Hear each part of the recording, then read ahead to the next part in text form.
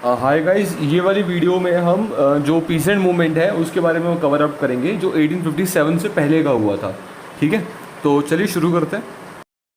तो पहला आता है पागलपंथी रिवोल्ट। पागलपंथी रिवोल्ट जो बेसिकली एक तरह से रिलीजियस ऑर्डर था जो कि करीम शाह लेकर आए थे। करीम शाह हालांकि बंगाल डिस्ट्रिक्ट में लेकर आए थे। ये दो डिस्ट्रिक्ट में सबसे ज़्यादा ये डोमिनेंट था, एक था शेरपुर डिस्ट्रिक्ट और एक दूसरा था माइमन सिंह डिस्ट्रिक्ट। ठीक है, इस ऑर्डर की फ़िलासफ़ी जो थी बहुत ही प्रोग्रेसिव थी। ये रिलीजियस हार्मनी में बिलीव करता था कि सब हिंदू मुस्लिम जो हैं सब भाई भाई हैं, कोई झगड़ा वगैरह नहीं करना, नॉन वायलेंस को ये प्रमोट करता था। और इसके जो टीनेट्स थे वो सूफीज़म के थे। ठीक है, सूफीज़म जो एक तरह से बहुत प्रोग्रेसिव थिंकिंग रखता है। अगर हम ऑर्थोडॉक्स इस्लाम को साइड करके देखें तो जो सूफीज़म है उसके मुताबिक जो है वो एक बहुत ही प्योर और एक बहुत ही प्रोग्रेसिव थिंकिंग वाली जो है सोच है। ठीक है, उसके बाद हिंदुज़म को ये फॉलो करता था और एक एनिमिज़म को फॉलो करता था। एनिमिज़म यानी कि जिस चीज़ को हम बेसिकली देख नहीं सकते लेकिन उसमें भी जान है, जैसे बादल गरज रहे हैं, पानी आ रहा है, पेड़ शाखाएं वगैरह सब चीज़ जो आसपास है हम उनको फील कर सकते हैं। ठीक है, तो वो एनिमिज़म की थिंकिंग सी है। अब जो करीम शाह थे, करीम शाह के बेटे थे टीपू शाह। ठीक है, तो टीपू शाह ने इस ऑर्डर को चलाया था और ऑर्डर जो है वो एक तरह से ब्रिटिश गवर्नमेंट के अगेंस्ट एक रिवोल्ट की तरह काम कर रहा था। और ये कौन ऑर्गेनाइज कर रहा था? जो पीजेंट रिबेलियंस थे, बेसिकली जो किसान मजदूर वगैरह लोग थे वो जो इसको ऑर्गेनाइज कर रहे थे। ठीक है, और ये क्यों करा जा रहा था? ये इसलिए करा जा रहा था क्योंकि यार जो ब्रिटिश लोग हैं वो बहुत ज़्यादा टैक्स लगाते हैं, बहुत ही ज़्यादा टैक्स से हमें ओप्रेस करने की कोशिश कर रहे थे। इसी रिवोल्ट के अंदर ही टीपू शाह ने शेरपुर कैप्चर कर लिया था 1825 में। और साथ ही साथ ये जो है माइमन सिंह एरिया और जो शेरपुर एरिया है वहाँ पर ये प्रैक्टिकली रूल भी करने लग गए थे। इस रिवोल्ट के चलते हुए 1850 तक ब्रिटिशर्स को डिस्टर्बेंस झेलनी पड़ी थी। मतलब ये जो रिवोल्ट था काफ़ी बढ़िया रिवोल्ट चला था। और फिर जो धीरे धीरे कोशिश करी गई कि इसको पैसिफाई करने की, इसको सप्रेस करने की। तो फिर अंग्रेज़ों का यही रूल है कि अगर जो अपने शिकंजे में आ सकता है उसको ले आओ आराम से डिप्लोमेसी करके, और जो नहीं आ सकता उस पर डंडा चला दो। ठीक है, कैसे न कैसे करके हमारी जीत होनी चाहिए। तो यही अंग्रेज़ लोग करते हैं।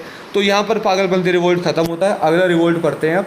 अगला रिवोल्ट का नाम है फैराजी रिवोल्ट। तो जो फैराजी मूवमेंट था वो बेसिकली मुस्लिम सेक्शन की कम्युनिटी से बिलोंग करता था और इसके जो फाउंडर थे वो थे हाजी शरीयतुल्लाह। हाजी शरीयतुल्लाह जो थे फरीदपुर के थे, ईस्टर्न बंगाल में जो ये डिस्ट्रिक्ट है। ठीक है, उनके बेटे का नाम था दादू मियाँ। दादू मियाँ ने क्या करा, ये फैराजी जो है इनको ऑर्गेनाइज़ करा और इनको इसलिए बनाया ताकि अंग्रेज़ों को बंगाल से एक्सपेल करा जा सके, क्योंकि वो सोचते थे कि ये लोग जो हैं ये इंट्रूडर्स हैं, ये हमारे को लूटने आए हैं, इनका क्या राज बनता है? हमारी धरती है, हमारे रूलर्स थे, हम राज करेंगे, ये कौन होते हैं?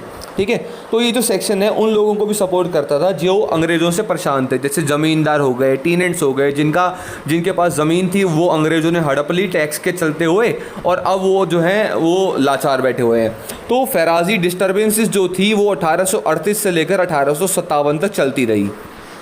अब ये जो फैराजी मूवमेंट था वो जब से ज़्यादा जो स्प्रेड हुआ था वो ढाका में हुआ था, जो बांग्लादेश में, अभी फरीदपुर में हुआ था, बारिसल में हुआ था, माइमन सिंह में हुआ था, कोमिला में हुआ था। ठीक है, तो कुछ मुस्लिम्स, लेकिन ये देखो चल रहा है यहाँ पे पीजेंट्स आए हुए हैं और कई सारे लोग आए हुए हैं। ठीक है, टीनेंट्स आए हुए हैं, ज़मींदार आए हुए हैं, और अब जो है कुछ मुस्लिम लोग, कुछ हिंदू लोग जो लैंडलॉर्ड्स थे बेसिकली ढाका के, वो इसके अगेंस्ट चल जाते हैं, कहते हैं कि नहीं नहीं ये फैराजी मूवमेंट जो हो रहा है ये गलत हो रहा है। तो अब उस लैंडलॉर्ड्स में हिंदू भी थे, मुस्लिम भी थे, तो एक तरह से लड़ाई चल जाती है अब लैंडलॉर्ड्स के बीच में और ये जो टीनेंट्स हैं, ज़मींदार हैं, पीसेंट्स हैं, इनके बीच में।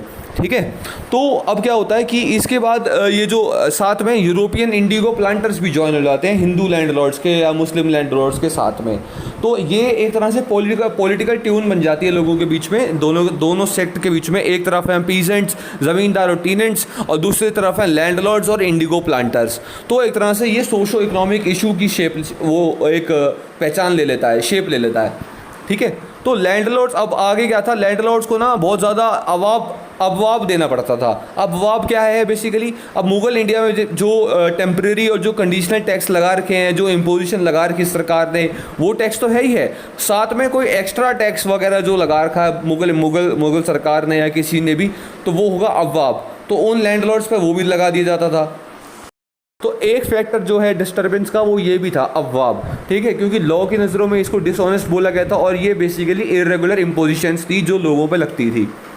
ठीक है। तो यहाँ पे हमारा फैराजी मूवमेंट जो है वो ख़त्म हो गया। तो चलिए अब पढ़ते हैं Moplah uprising of 1921। Moplah uprising इसे हम मालाबार रिबेलियन भी कहते हैं। 1921 में मालाबार रीजन में हुआ था ये, ठीक है। और ये हुआ था लैंडलॉर्ड वर्सेस पीजेंट्स में, ठीक है। जो पहले शुरू तो लैंडलॉर्ड वर्सेस पीजेंट के साथ हुआ था और कॉलोनियल रूल के खिलाफ था ये ब्रिटिशर्स के, लेकिन कुछ टाइम बाद जो है इसने कम्युनल वायलेंस का टर्न ले लिया था।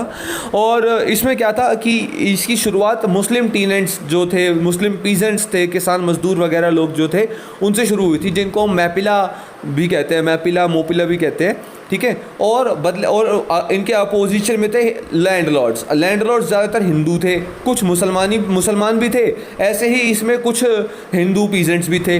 तो अब जो है पहले तो वो ब्रिटिश कॉलोनियल रूल के अगेंस्ट था, उसके बाद इन्होंने कम्युनल वायलेंस ले ली थी। तो यही हुआ है कि मैंने आपको पहले बता दिया कि जो आर्म्ड ये रिबेलियन हुआ था ये वैसे तो ब्रिटिश रूल के अगेंस्ट हुआ था और उन लैंडलॉर्ड के अगेंस्ट हुआ था जो ब्रिटिशर्स जिनको सपोर्ट करते हैं। उसके बाद जो है ये एंटी हिंदू रिबेलियन बन गया था और कई सारी एट्रोसाइड्स करी गई थी हिंदू पर।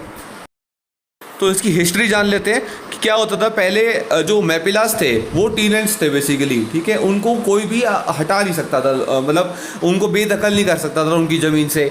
तो उस टाइम पर भी जो थे नंबूदरी ब्राह्मण हुए करते थे और नायर चीफ्टन्स होते थे, इनके पास मालिकाना हक होता था ज़मीन का, ठीक है। लैंडलॉर्ड्स होते थे बेसिकली ये। तो अब क्या होता था कि जब अंग्रेज़ सरकार आई तो इनको हेरिडिटरी लैंड ग्रांट दे दी और ये भी बोल दिया गया कि आप जिस टीनेंट को हटाना चाहो हटा सकते हो, जिसको लगाना चाहो लगा सकते हो। जिनको ये जिन लैंडलॉर्ड्स को ये दिया गया था राइट, वो उसका मिसयूज़ करने लग गए। तो मैपिला जो मुस्लिम टीनेंट्स थे उनका बेसिकली रिसेंटमेंट कब हुआ, इस पर विरोध कब हुआ, वो 1836 में हुआ। कई बार जो है लैंडलॉर्ड्स ने ऑपरेस करने की कोशिश करी थी इन मैपिलास को। तो कई सारे रीजंस थे। एक था टेन्योर की सिक्योरिटी नहीं है कि भाई जब मर्जी ये निकाल देंगे, इनको क्या पता, इनका क्या भरोसा, ठीक है। रेंट हाई कर देते थे, रिन्यूअल फी ज़्यादा ले लेते थे और कई सारे ऑपरेसिव एक्सट्रैक्शन इन्होंने करे हैं। कभी वो ये दो, कभी वो दो, कभी ऐसा टैक्स लगेगा, कभी वैसा टैक्स लगेगा। तो बहुत ज़्यादा मुश्किल कर रखा था इन्होंने इनका जीना। तो ये जो मैपिला टीनेंट्स थे ना, ये बेसिकली उस जब ये मूवमेंट चल रहा था इनका, तो नॉन कोऑपरेशन और खिलाफत मूवमेंट भी चालू हो गया था, ठीक है। तो 1920 की बात है अराउंड ये। तो जितने भी मैपिला टीनेंट थे ये लोकल कांग्रेस बॉडी जो है हमारा उस टाइम की, उनको ये एंकरेज करते हैं कि आप एक काम करो, सरकार के आगे मुहिम चालू करो, उनको बोलो कि एक कोई लेजिस्लेशन पास करे, कोई लॉ पास करे जो टीनेंट और लैंडलॉर्ड के रिलेशंस को रेगुलेट करे, ठीक है। तो अब खिलाफत मूवमेंट, नॉन कोऑपरेशन मूवमेंट बहुत ज़्यादा पॉपुलर हो रहे थे। तो साथ साथ क्या हुआ, जो मैपिला मूवमेंट था वो इनके साथ मर्ज हो गया। जो उस टाइम पर खिलाफत एगिटेशन चल रही थी उनके साथ ये मर्ज हो गया। अब खिलाफत नॉन कोऑपरेशन मूवमेंट के कई सारे लीडर्स थे, गांधी हो गया, शौकत अली हो गया, मौलाना आज़ाद हो गया। इन्होंने बोला कि यार आप हमारे साथ ज्वाइन कर लो। इनकी मैपिला मीटिंग्स को एड्रेस भी करा था, ठीक है। उसके बाद जो 3 लीडर्स थे, जो लोकल लीडर्स थे यहाँ के, वो ज़्यादा प्रसिद्ध हो गए थे। 3 लीडर्स खासकर अली मुसालियर, ठीक है, मुसालियर, और वेरियन कुन्नूनाथ, कुंजा अहमद हाजी, और तीसरा था कुन्नी काडेर, ठीक है। ये नाम याद रख लेना आप। तो हालांकि ये जो प्रोटेस्ट थी वो नॉन वायलेंट थी, लेकिन क्या हुआ कि जब खिलाफत मूवमेंट और नॉन कोऑपरेशन मूवमेंट जो है पॉपुलर हो गए तो नेशनलिस्ट लीडर्स जो थे उसमें ब्रिटिश सरकार उनको अरेस्ट कर लेती थी। तो अब क्या हुआ, लीडरशिप जो है पास हो गई थी लोकल मैपिला लीडर्स के पास। वैसे भी नेशनलिस्ट लीडर्स जो थे वो यहाँ पे कुछ आते ही नहीं थे, कुछ खास ज़्यादा आते नहीं थे, कम ही आते थे। तो क्या हुआ, एक बार ये खबर फैली कि जो पुलिस है वो मॉस्क आ रही है, वो मॉस्क को तोड़ने आ रही है। हालांकि वो कोई इलीगल एक्टिविटी वगैरह चल रही होगी वहाँ पर, तो उनको ये खबर मिली थी, तो इसलिए वो तहकीकात करने आ रहे थे। तो तिरुरंगड़ी नाम की जगह है कोई, वहाँ पर ये खबर फैला दी कि पुलिस वालों ने मॉस्क वगैरह तोड़ भी दी है और खिलाफत मूवमेंट की वजह से ये सब हो रहा है। तो वहाँ पे जो है भीड़ इकट्ठी हो गई, लड़ाई वड़ाई शुरू हो गई। उसके बाद क्या हुआ, अगस्त 1921 की बात है, जो अली मुसालिर था, इनका जो प्रीस्ट लीडर था, उसका अरेस्ट कर लिया था। बहुत रिस्पेक्टेड पर्सन था, तो उसकी वजह से जो है लार्ज स्केल दंगे जो है शुरू हो गए थे। अब केरला के जो आसपास के इलाके हैं, ठीक है, कोयम्बटूर से लेके कालीकट तक के बीच का इलाका लगा लो आप, वायनाड, ऊपर से वायनाड, नीचे से कोचिन, और दाएं बाएं कालीकट और कोयम्बटूर, ये वाला एक पूरा इलाका जो था वो अंग्रेज़ों का उस पर कंट्रोल बिल्कुल छूट गया था। इतना ज़्यादा जो है रिवोल्ट बिल्कुल चल गया था। 1921 के लास्ट 6 मंथ्स बेसिकली जो थे वो इनका कंट्रोल था। उसके बाद क्या हुआ, ब्रिटिशर्स ने आर्मी बुलाई अपनी और कंट्रोल करने की कोशिश करी, तब जाके थोड़ा बहुत उनका जो है कंट्रोल वापस आया था। तो ये जो प्रोटेस्टर्स थे इन्होंने क्या करा कि सबसे पहले टारगेट बनाया जो ब्रिटिश अथॉरिटी के सिंबल्स थे, यानी कि कोर्ट हो गया, पुलिस स्टेशन हो गया, ट्रेजरीज हो गए, ऑफिसेस हो गए। उसके बाद जाकर जो अनपॉपुलर लैंडलॉर्ड्स थे वो इन्होंने उनको टारगेट बनाया था। अब ये भी पता लगा कि बेसिकली क्या हुआ, वहाँ पर ब्रिटिश लोगों ने ना मार्शल लॉ जो है डिक्लेयर कर दिया था, जिसकी वजह से जो रिप्रेशन थी वो शुरू होने लग गई थी। ठीक है, तो जब ब्रिटिश रिप्रेशन स्टार्ट हुई तो करेक्टर जो है रिबेलियन का वो कुछ अलग चेंज ले आता अपने अंदर। कम्युनल वायलेंस शुरू हो जाता है। कैसे? मोपिला सोचता है कि हिंदू लोग जो है ये गवर्नमेंट अथॉरिटीज़ को मदद करते हैं, हमारे बारे में इंफॉर्मेशन प्रोवाइड करते हैं। तो उसके बाद जो है दंगे फसाद शुरू हो गए। अराउंड 10,000 हिंदू जो है मारे गए थे इस मोपिला रिबेलियन में। तो लार्ज स्केल मैसेकेयर हुआ, परसिक्यूशन हुआ हिंदुओं का, फोर्स कन्वर्जन हुआ, औरतों का रेप, बच्चों को मार देते थे, बहुत सारे हॉरिफिक एट्रोसाइड्स करे गए थे हिंदूज़ पे ये मोपिला रिबेलियन की वजह से। हालांकि वो तो ब्रिटिश जो सपोर्टेड लैंडलॉर्ड्स थे उनके अगेंस्ट से फाइट थी, लेकिन कहाँ से कहाँ ये फाइट जो है पहुँच गई थी। तो जैसे इस रिबेलियन का कम्युनलाइजेशन हुआ था तो जो मैपिलास से और जो खिलाफत नॉन कोऑपरेशन मूवमेंट वगैरह के जो लीडर्स थे उन्होंने अपना जो है पत्ता इनसे कटवा लिया कि भाई हम इनसे इनको जानते ही, हमारा इनसे कोई वास्ता नहीं है। नॉन कोऑपरेशन मूवमेंट के लीडर्स तो बिल्कुल इनसे अनजान हो गए थे। खिलाफत मूवमेंट के कुछ लीडर वगैरह जो है वो उन्होंने इनके सपोर्ट में कुछ स्टेटमेंट वगैरह दी होगी। रही बात अगर कांग्रेस की करें तो कांग्रेस ने ऑफिशियली कभी ऐसा नहीं कहा कि हम मैपिलास के साथ थे, हालांकि कुछ लीडर्स जो थे वो ज़रूर साथ बता रहे थे। ठीक है, तो ब्रिटिश गवर्नमेंट ने इस रेबेलियन को गिरा दिया। अपना सबसे पहले एक मुक्का मार के आयरन फिस्ट के साथ ब्रिटिश ने अपनी रेजिमेंट्स भेजे, गुरखा रेजिमेंट्स भेजे इस एरिया में, और मार्शल लॉ जो है इम्पोज कर दिया गया। दिसंबर 1921 में आते आते ये जो रेजिस्टेंस था ये पूरा का पूरा अंत पे आ गया था। अगर हम ब्रिटिशर्स का ऑफिशियल स्टैट्स देखें तो 10,000 हिंदू लोग जो थे इसके रिबेलियन के अंदर मारे गए थे।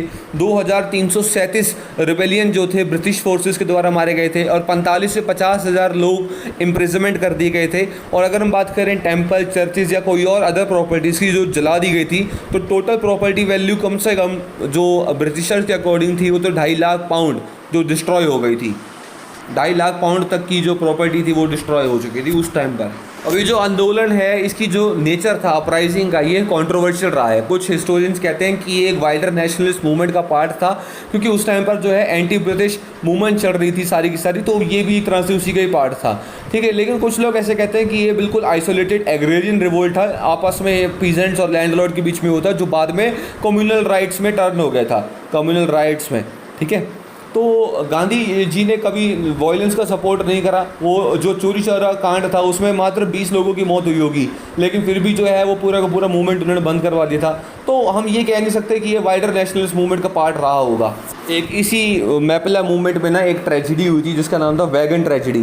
बेसिकली क्या था कि रेलवे की जो मालगाड़ी होती है ना, उसमें जो डब्बा होता है वहाँ पर वो 90 मैपिला प्रिजनर्स को ये सेंट्रल प्रिजन में लेके जा रहे थे जो कि पोर्टनोर में थे। तो दम घुटने की वजह से 67 लोगों की अपना मौत हो गई थी वहाँ पर उसमें। तो ये वैगन ट्रेजिडी भी इसी से लिंक्ड है। तो बात करते हैं पीसेंट्स का रोल जो 1857 रिवोल्ट के अंदर हुआ था। उनकी पार्टिसिपेशन जो थी कई जगह एक्टिव भी थी, कई जगह इनएक्टिव भी थी। अगर हम बात करते हैं वेस्टर्न उत्तर प्रदेश के एरियाज़ में तो वहाँ पे वो काफ़ी एक्टिव रहे थे। तो बेसिकली क्या होता था कि ज़मींदार लोग जो थे उन्होंने अंग्रेज़ों ने उनकी ज़मीन वगैरह छीन ली थी, तो वो इन पीजेंट्स वगैरह को अपने और इन्फ्लुएंस करके अंग्रेज़ों से लड़ाई शुरू कर देते थे। तो पीजेंट्स ने वहाँ पर लड़ाइयाँ करी भी।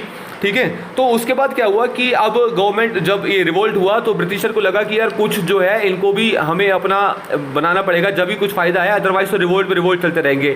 तो ज़मींदारों को बोला कि आपकी जो है ज़मीन आपसे नहीं छीनी जाएगी, आप बस टैक्स वगैरह कलेक्ट करो और अपना जो है राज वगैरह शुरू करो। तो पीजेंट्स को क्या हुआ, पीजेंट्स को कुछ नहीं मिला, पीजेंट्स को कोई सपोर्ट नहीं मिला, और जबकि उनको एक तरह से सस्पिशन की नज़रों से देखा जाने लग गया। उसके बाद बंगाल रेंट एक्ट आया 1859 के अंदर, जिसमें बेसिकली अगर हम अवध की बात करते हैं तो जो वहाँ के तालुकदार थे उनको रेवेन्यू भी दिया जाता था, उनको कई सारी पावर भी दी गई, लेकिन पीजेंट्स को वहाँ पर कोई भी प्रोविजंस जो है 1859 बंगाल रेंट एक्ट के उनमें से कुछ भी नहीं मिला। ठीक है, जिसकी वजह से जो है उनके साथ काफ़ी बुरा हुआ। एक तरह से उनकी पनिशमेंट दी गई थी 1857 रिवोल्ट की। अब जो है उनको एडिशनल सेस भी देना पड़ रहा था कई सारे रीजन्स में। तो पीजेंट्स का जो अगर हम देखें तो उनकी जो मेहनत थी, उन्होंने जितनी भी लड़ाइयाँ वगैरह लड़ी थी सब बेकार हो गई थी, क्योंकि अंग्रेज़ों ने ज़मींदारों को तो बुला लिया था अपनी तरफ, लेकिन पीजेंट्स की तो बहुत बुरा हाल कर दिया था। ठीक है, तो यहाँ पे हमारा जो है पीजेंट का मूवमेंट बिफोर दी 1857 जो है वो खत्म हो जाता है। अगली वीडियो में हम पढ़ेंगे ट्राइबल रिवोल्ट्स के बारे में।